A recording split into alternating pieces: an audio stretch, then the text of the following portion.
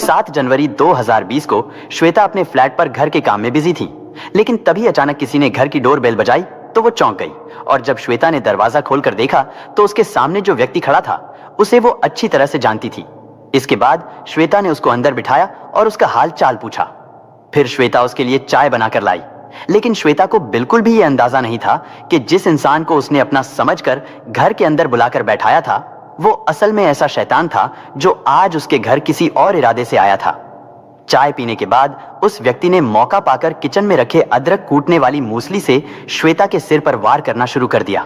श्वेता चीख रही थी, चिल्ला रही थी, लेकिन वहां उसकी चीखों पुकार को सुनने वाला कोई नहीं था, क्योंकि घर पर उस समय श्वेता के अलावा उसका 21 महीने का बेटा श्रेयम था जो अंदर रूम में लेटा हुआ था। और हमला इतना अचानक हुआ था कि श्वेता को खुद को बचाने का मौका तक नहीं मिल पाया था। इसके बाद शाम को 7 बजे के आसपास हर रोज की तरह घर में काम करने वाली बाई पूजा रोहित तिवारी के फ्लैट में काम करने के लिए पहुंची।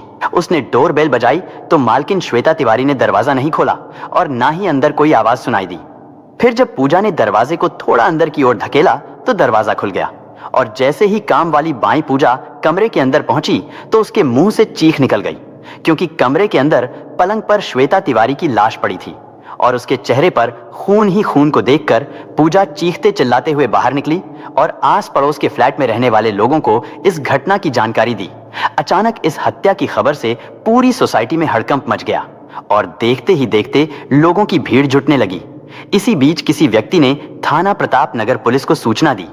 एक पॉश सोसाइटी के फ्लैट में हत्या की सूचना मिलते ही प्रताप नगर थाना प्रभारी पुलिस टीम के साथ घटनास्थल पर पहुंच गए और उन्होंने ये खबर वरिष्ठ अधिकारियों को भी दे दी। इसके बाद पुलिस पूछताछ में जुट गई। पूछताछ में पता चला कि जिस फ्लैट में हत्या हुई है दरअसल उसमें रोहित तिवारी किराए पर रहता है और रोहित इंडियन ऑयल कॉर्पोरेशन में बतौर सीनियर मैनेजर है और उसकी ड्यूटी जयपुर एयरपोर्ट पर थी। हत्या उसकी पत्नी श्वेता तिवारी की हुई थी, क्योंकि यह मामला हत्या का था और हाई प्रोफाइल भी था। इसलिए सूचना मिलते ही police commissioner Anand Srivastava, DIG Subhash Baghel, SSP doctor Awadhesh Singh, इनके अलावा और भी अन्य कई आला अधिकारी घटनास्थल पर पहुंच गए। पुलिस अधिकारियों ने मौके पर फॉरेंसिक टीम तथा डॉग स्क्वाड टीम को भी बुला लिया था।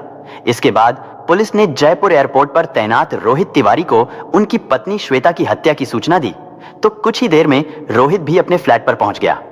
रोहित ने फ्लैट के अंदर देखकर पुलिस अधिकारियों को बताया कि बेड पर पड़ा शव उसकी पत्नी श्वेता तिवारी का ही है, लेकिन उसका 21 महीने का मासूम बेटा श्रेयम कहां है उसका कुछ पता नहीं है। रोहित ने पुलिस से कहा कि लगता है हत्यारों ने श्वेता की हत्या करने के बाद मेरे बेटे श्रेयम का अपहरण कर लिया है। रोहित की यह बात सुनकर पुलिस अधिकारी सन्न रह गए, क्योंकि अब तक तो यह मामला श्वेता की हत्या का था, लेकिन जब अचानक श्रेयम के अपहरण की बात सामने आई तो पुलिस अधिकारियों ने हत्या और अपहरण के इस मामले को गंभीरता से लेते हुए घटनास्थल की और श्वेता के शव की बारीकी से जांच करनी शुरू की। कमरे के अंदर पड़े बेड पर 32 वर्षीय श्वेता तिवारी का शव पड़ा था। उसके सिर से खून बह रहा था और उसका गला भी रेता गया था। बेड पर खून से सना हुआ चाकू भी पड़ा था और बेड के नीचे अदरक कूटने वाली लोहे की मूसली भी पड़ी थी। कमरे में रखी टेबल पर चाय के 2 कप भी रखे हुए थे जिसमें कुछ चाय बची हुई थी, लेकिन घटनास्थल से श्वेता का मोबाइल फोन और उसका बेटा श्रेयम गायब था। घटनास्थल की जांच करने के बाद पुलिस अधिकारियों ने अनुमान यह लगाया कि श्वेता का हत्यारा कोई करीबी ही रहा होगा और जिसके आने पर श्वेता ने दरवाजा खोला होगा, फिर उसे कमरे में बिठाकर चाय पिलाई और इसी बीच हत्यारे ने अदरक कूटने वाली मूसली से उसके सिर पर प्रहार करके उसे पलंग पर गिरा दिया होगा, फिर चाकू से उसका गला रेत दिया होगा। इसके बाद वो श्रेयम का अपहरण करके ले गया होगा। पुलिस ने हत्या में प्रयोग किया गया चाकू और मूसली को सुरक्षित रख लिया था। इसके बाद फॉरेंसिक टीम ने घटनास्थल का निरीक्षण किया। दीवार, फर्श और बेड से फिंगरप्रिंट उठाए। डॉग स्क्वाड और मीडिया वाले भी घटनास्थल पर पहुंच गए थे। रोहित निकला तो सुबह अपने घर से था, लेकिन जब वो वापस लौटा तो उसका घर क्राइम सीन बन चुका था। उसकी पत्नी की हत्या कर दी गई थी और 21 महीने का बेटा श्रेयम लापता हो चुका था। लेकिन जब डॉग स्क्वाड टीम द्वारा सुराग के लिए खोजी कुत्ते को छोड़ा गया तो खोजी कुत्ता घटनास्थल को सूंघता हुआ भौंकते हुए बाहर निकल गया और रोहित की कार के चक्कर काटने लगा। कुछ देर तक वो रोहित के आसपास भी मंडराता रहा और इससे पुलिस को रोहित पर शक होने लगा था, लेकिन रोहित के खिलाफ कोई ठोस सबूत ना मिलने के कारण उससे ज्यादा कुछ पूछताछ नहीं की गई।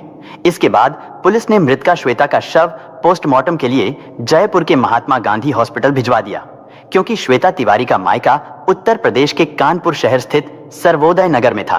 और ससुराल गांधीनगर दिल्ली में थी। इसलिए रोहित ने फोन करके श्वेता की हत्या और मासूम श्रेयम के अपहरण की जानकारी अपने माता पिता और ससुराल वालों को दे दी। अपनी बेटी की हत्या की खबर सुनकर श्वेता के पिता सुरेश कुमार और उनकी पत्नी माधुरी घबरा गई और उनके परिवार में कोहराम मच गया। श्वेता के पिता सुरेश कुमार अपनी पत्नी, बेटे शुभम और परिवार के अन्य सदस्यों के साथ जयपुर के लिए निकल गए। उस समय तक श्वेता की हत्या की खबर टीवी चैनलों पर भी चलाई जाने लगी थी, जिससे श्वेता के पिता सुरेश कुमार मोबाइल फोन से रास्ते में हत्या की जानकारी लेते रहे। पुलिस कमिश्नर आनंद श्रीवास्तव ने इस हत्या और अपहरण के मामले को बेहद गंभीरता से लिया और उन्होंने 21 महीने के श्रेयम का पता लगाने के लिए 6 थाना प्रभारी, 3 सीओ तथा पुलिस के सैकड़ों जवानों को लगा दिया। यानी एक भारी भरकम पुलिस फोर्स ने डीएसपी राहुल जैन तथा एएसपी डॉक्टर सतीश कुमार के नेतृत्व में श्रेयम की तलाश शुरू कर दी। इस हत्याकांड के बारे में पुलिस ने तकरीबन 150 लोगों से पूछताछ की और कई संदिग्ध लोगों को हिरासत में लेकर उनसे कड़ाई से पूछताछ की और सैकड़ों संदिग्ध नंबरों की कॉल डिटेल्स निकलवाई। लेकिन फिर भी श्रेयम का कोई सुराग नहीं मिला और ना ही श्वेता के हत्यारों का। पुलिस रात भर रोहित तिवारी के फ्लैट पर ही खोजबीन में जुटी रही। ये घटना एक पॉश सोसाइटी के अपार्टमेंट में हुई थी, लेकिन हैरानी की बात यह थी कि इतनी बड़ी सोसाइटी में मात्र कुछ जगह ही सीसीटीवी कैमरास लगे हुए थे और उनमें से भी कुछ ही चलते थे। पुलिस ने उस इलाके के 2 किलोमीटर दायरे में लगे हर सीसीटीवी की फुटेज खंगाली। इसी दौरान पुलिस को एक सीसीटीवी फुटेज में कातिल नजर तो आया, लेकिन उस फुटेज में कातिल का चेहरा नजर नहीं आ रहा था, क्योंकि उसने अपने मुंह पर रुमाल बांध रखा था। हालांकि फुटेज में उसके जूते जरूर नजर आए। पुलिस वाले सभी सीसीटीवी कैमरा को चेक कर ही रहे थे। तभी रोहित के मोबाइल फोन पर एक मैसेज आता है कि अगर अपने बेटे को जिंदा देखना चाहते हो तो 30 लाख रुपए का इंतजाम कर लो। यानी श्रेयम को किडनैप कर लिया गया था और फिरौती में 30 लाख रुपए की मांग की गई थी। लेकिन हैरानी की बात यह थी कि यह मैसेज श्वेता के मोबाइल नंबर से भेजा गया था। इसके बाद रोहित ने इसकी जानकारी तुरंत पुलिस को दे दी। इसके बाद रोहित ने उसी नंबर पर कॉल बैक करके किडनैपर से कहा कि वो फिरौती की रकम देने को तैयार है, लेकिन पहले श्रेयम का चेहरा दिखाए। लेकिन फोन करने वाले ने चेहरा नहीं दिखाया और फोन काट दिया। इधर सुबह के समय मृतका श्वेता के माँ बाप व अन्य रिश्तेदार भी रोहित के फ्लैट पर पहुंच गए थे। श्वेता के पिता सुरेश कुमार मिश्रा और माँ माधुरी मिश्रा ने एएसपी डॉक्टर सतीश कुमार को बताया कि उनकी बेटी की हत्या उनके दामाद रोहित ने ही की है, क्योंकि 5 जनवरी को मोबाइल रिचार्ज न कराने की बात को लेकर रोहित और श्वेता के बीच झगड़ा हुआ था। श्वेता से मारपीट करने के बाद रोहित ने ससुर सुरेश कुमार मिश्रा को फोन किया था। रोहित ने गुस्से में कहा था कि पापा जी, हम बहुत परेशान हो चुके हैं। आपको जितना पैसा चाहिए हमसे ले लो, लेकिन श्वेता को यहां से ले जाओ, नहीं तो मैं इसको जान से मार दूंगा। सुरेश कुमार ने बताया कि इस पर उन्होंने रोहित को समझाने का प्रयास किया तो उसने फोन काट दिया। इसके बाद सुरेश कुमार ने अपनी बेटी श्वेता को भी फोन करके समझाया था, लेकिन उन्होंने ये नहीं सोचा था कि रोहित वास्तव में ही श्वेता की हत्या कर देगा। और फिर जिस तरह से रोहित बार बार अपनी बेगुनाही का सबूत दे रहा था और वो हत्या के समय अपनी मौजूदगी ऑफिस में बता रहा था, उससे पुलिस का शक रोहित पर बढ़ता ही जा रहा था। इसके बाद 8 जनवरी 2020 को दोपहर 3 बजे के आसपास पुलिस को पता चला कि रोहित के फ्लैट के पीछे झाड़ियों में एक बच्चे का शव पड़ा है। शव एक कपड़े में लिपटा हुआ था और लाश की हालत से पता चल रहा था कि श्रेयम का भी श्वेता की तरह ही बेरहमी से कत्ल किया गया था। इसके बाद रोहित जब पुलिस के साथ मौके पर पहुंचा तो अपने बेटे की लाश को देखकर वो वहीं जमीन पर गिर गया। यानी जिसको ढूंढने के लिए पुलिस के 100 से ज्यादा जवान पसीना बहा रहे थे, उसका शव उसी के घर के पीछे झाड़ियों में पड़ा था। श्रेयम के शव को देखकर सुरेश कुमार मिश्रा और उनकी पत्नी माधुरी मिश्रा भी रोने लगी। उनके बेटे शुभम ने उनका धैर्य बंधाया। श्रेयम की हत्या की सूचना मिलते ही पुलिस कमिश्नर आनंद श्रीवास्तव और डीएसपी राहुल जैन भी घटनास्थल पर पहुंच गए। उन्होंने मौके पर मौजूद पुलिस अधिकारियों से कहा कि मां के बाद बेटे की हत्या दिल को झकझोर देने वाली है। पुलिस कमिश्नर ने कहा कि ऐसे क्रूर हत्यारे को वो जल्द से जल्द सलाखों के पीछे देखना चाहते हैं। इसके बाद उन्होंने श्रेयम का शव भी पोस्टमार्टम के लिए महात्मा गांधी हॉस्पिटल भिजवा दिया। 3 डॉक्टरों के एक पैनल ने श्वेता और उसके मासूम बेटे श्रेयम के शव का पोस्टमार्टम किया। पोस्टमार्टम के बाद उन दोनों के शव श्वेता के पति रोहित के बजाय श्वेता के माता पिता को सौंप दिए गए। सुरेश कुमार मिश्रा उन दोनों शव को लेकर सर्वोदय नगर कानपुर स्थित अपने घर पहुंचे और वहां भैरव घाट पर उन्होंने उनका अंतिम संस्कार कर दिया। अंतिम संस्कार का दृश्य दिल को झकझोर देने वाला था। उधर दोहरे हत्याकांड की इस गुत्थी को सुलझाने के लिए जयपुर पुलिस ने श्वेता के पति रोहित तिवारी पर शिकंजा कसना शुरू कर दिया था और उससे सख्ती से पूछताछ की जाने लगी। इसके बाद पुलिस उसे एयरपोर्ट पर लेकर गई जहां रोहित की ड्यूटी थी और घटना वाले दिन यानी 7 जनवरी की सीसीटीवी फुटेज खंगाली तो पता चला कि उस दिन रोहित तिवारी सुबह 9 बजे एयरपोर्ट पहुंचा था और अपनी पत्नी की हत्या की सूचना मिलने के बाद ही वो एयरपोर्ट से अपने घर को निकला था। सीसीटीवी फुटेज से यह भी पता चला कि घटना के समय रोहित एक मीटिंग में मौजूद था और उसके मोबाइल की लोकेशन भी दिन भर एयरपोर्ट पर ही थी, यानी सारे सबूत रोहित के पक्ष में जा रहे थे, जिसकी वजह से पुलिस उसे अरेस्ट नहीं कर सकती थी। लेकिन उदयपुर पुलिस को पूरा यकीन था कि इस दोहरे हत्याकांड में कहीं ना कहीं रोहित का हाथ जरूर है। लेकिन जब पुलिस ने रोहित के साथ कड़ा रुख अपनाया तो पुलिस पर दबाव बनाने के लिए रोहित ने 9 जनवरी को जयपुर की निचली अदालत में अपने वकील दीपक चौहान द्वारा एक पत्र देकर पुलिस पर प्रताड़ित करने का आरोप लगाया। कोर्ट ने इस मामले में थाना प्रभारी को 10 जनवरी को इस केस से जुड़े सभी सबूतों के साथ कोर्ट में पेश होने का आदेश दिया। रोहित की इस कार्रवाई से पुलिस बुरी तरह से बौखला गई थी। इसके बाद जिस मोबाइल फोन से रोहित के मोबाइल फोन पर श्रेयम के अपहरण का मैसेज किया गया था, पुलिस उस मोबाइल फोन की जांच में जुट गई। जांच से पता चला कि श्वेता अपने मोबाइल फोन में पैटर्न लॉक लगाती थी जिसे कोई दूसरा नहीं खोल सकता था और इसका मतलब यह था कि हत्यारे ने श्वेता का सिम निकालकर किसी दूसरे मोबाइल फोन में डाल दिया था। लेकिन रोहित को मैसेज करते समय उस मोबाइल फोन की लोकेशन जयपुर के सांगानेर में पाई गई थी। इसके बाद पुलिस उस फोन के ईएमआई नंबर के सहारे उस दुकानदार तक पहुंच गई जहां से वो फोन खरीदा गया था, लेकिन वहां से भी मोबाइल खरीदने वाले के बारे में कोई जानकारी नहीं मिली। इसके बाद पुलिस उस फोन के ईएमआई नंबर को ट्रेस करते हुए मैसेज करने वाले व्यक्ति के घर तक पहुंची तो पुलिस को उस घर के सामने वो जूते भी दिखाई दिए जो घटना वाले दिन सीसीटीवी में दिखाई देने वाला व्यक्ति पहने हुए था और इससे ये तो कंफर्म हो गया था कि वो बिल्कुल सटीक जगह पर पहुंच गए हैं। इस घर से पुलिस ने सौरभ चौधरी नाम के लड़के को अरेस्ट कर लिया। वो सौरभ चौधरी जो रोहित के दोस्त हरि सिंह का साला था। पुलिस ने सौरभ चौधरी को हिरासत में ले लिया और उससे पूछताछ शुरू की। इधर श्वेता और श्रेयम के कातिल के पकड़े जाने की खबर हर जगह फैल गई थी। इसके बाद पुलिस ने सौरभ चौधरी और रोहित का आमना सामना कराया तो रोहित उसे अपनी पत्नी और बेटे की हत्या का जिम्मेदार ठहराते हुए कड़ी से कड़ी सजा की मांग करने लगा। लेकिन इधर इल्जाम अपने सर आता देख सौरभ भी टूट गया और उसने एक ऐसा खुलासा किया जिसे सुनकर हर किसी के होश उड़ गए। दरअसल पत्नी और बेटे की मौत पर गम में डूबे रहने का नाटक करने वाले रोहित ने ही अपनी पत्नी श्वेता और बेटे श्रेयम की हत्या की पूरी कहानी लिखी थी। इसके बाद जब पुलिस ने रोहित से कड़ाई से पूछताछ की तो पता चला कि रोहित और श्वेता के बीच कभी संबंध अच्छे नहीं रहे, बल्कि समय के साथ उनके बीच विवाद बढ़ता ही रहा था, क्योंकि श्वेता को पता चल गया था कि रोहित का किसी लड़की के साथ अफेयर चल रहा है जो पढ़ाई के दौरान रोहित के ही कॉलेज में पढ़ती थी।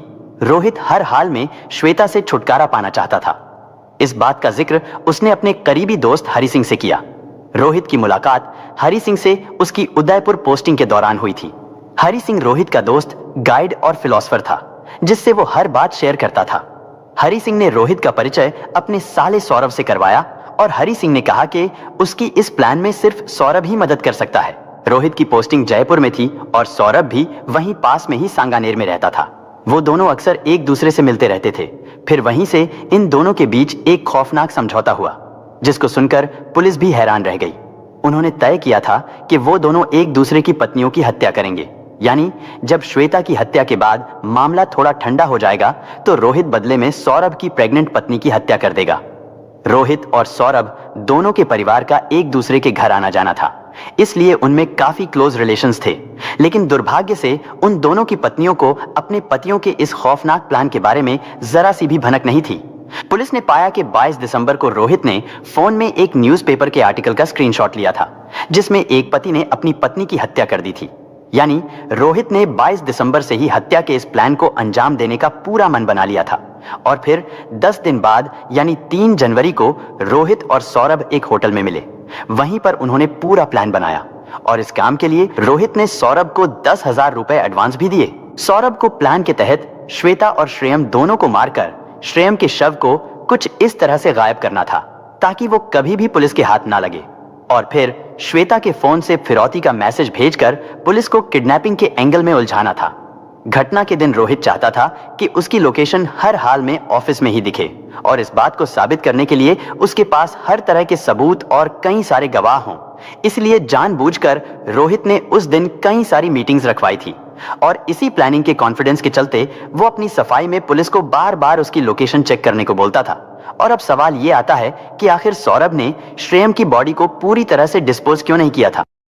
दरअसल कातिल जिन परिस्थितियों को दिमाग में रखकर प्लान बनाता है और जब वो घटना को अंजाम देता है तो अक्सर उस समय के हालात उसकी प्लानिंग से अलग हो जाते हैं, और यही सौरभ के साथ भी हुआ। सौरभ जब श्रेयम के शव को दफनाने के लिए बाहर निकला तो वो डर गया कि कहीं उसे कोई देख ना ले, और इस वजह से उसने श्रेयम के शव को अपार्टमेंट के पीछे झाड़ियों में फेंक दिया। उसने सोचा था कि वो रात के अंधेरे में आएगा और शव को कहीं दफना देगा, लेकिन ऐसा हो नहीं सका क्योंकि उससे पहले ही पुलिस फोर्स हर जगह पहुंचकर तलाशी करने लगी थी। लेकिन इस केस का सबसे बड़ा सवाल यह था कि आखिर ऐसी कौन सी वजह थी जिससे एक बाप ने अपने 21 महीने के बच्चे को भी मरवा दिया था। और पुलिस ने जब यह सवाल रोहित से पूछा था तो उसने बताया था कि वो अपनी पिछली लाइफ हिस्ट्री को पूरी तरह से डिलीट कर देना चाहता था और एक नई जिंदगी की शुरुआत करना चाहता था, और अगर वो अपने बच्चे को ना मरवाता तो वो एक नई शुरुआत नहीं कर सकता था, क्योंकि उसका मानना यह था कि कोई भी लड़की बच्चे के रहते हुए उसके साथ शादी नहीं करेगी, उसके साथ घर नहीं बसाएगी। लेकिन इस केस का घटनाक्रम जितना चौंका देने वाला था उससे कहीं ज्यादा हैरान कर देने वाली उसकी वजह थी। हालांकि इस केस में जयपुर पुलिस की जितनी भी तारीफ की जाए वो कम है, क्योंकि पुलिस ने हत्यारों को पकड़ने में एड़ी चौटी का जोर लगा दिया था। 3 दिन तक पुलिस अधिकारी अपने घर नहीं गए थे और इस केस को मात्र 50 घंटों में ही सुलझा लिया गया था। लेकिन दुख की बात यह है कि सारा सच सामने आने के बावजूद भी आज 4 साल बीत जाने के बाद भी यह केस कोर्ट में चल रहा है। अब तक ना तो अपराधियों को कोई कड़ी सजा मिली है और ना ही श्वेता और श्रेयम को इंसाफ मिला। श्वेता के बूढ़े माँ बाप इंसाफ की राह देखते देखते थक गए, और अगर बदले में उन्हें कुछ मिल रहा है तो वो है सिर्फ कोर्ट की तारीखें। यदि आज अगर श्रेयम जिंदा होता तो 6 साल का हो गया होता, लेकिन दुर्भाग्य से उसको एक ऐसा पिता मिला जो किसी हैवान से कम नहीं था। दोस्तों, इस घटना को सुनाने का उद्देश्य किसी का दिल दुखाना नहीं है, किसी को परेशान करना नहीं, बल्कि आपको जागरूक करना है, आपको सचेत करना है। दोस्तों, इस पूरी घटना के बारे में आपकी क्या राय है? कमेंट बॉक्स में जरूर बताएं।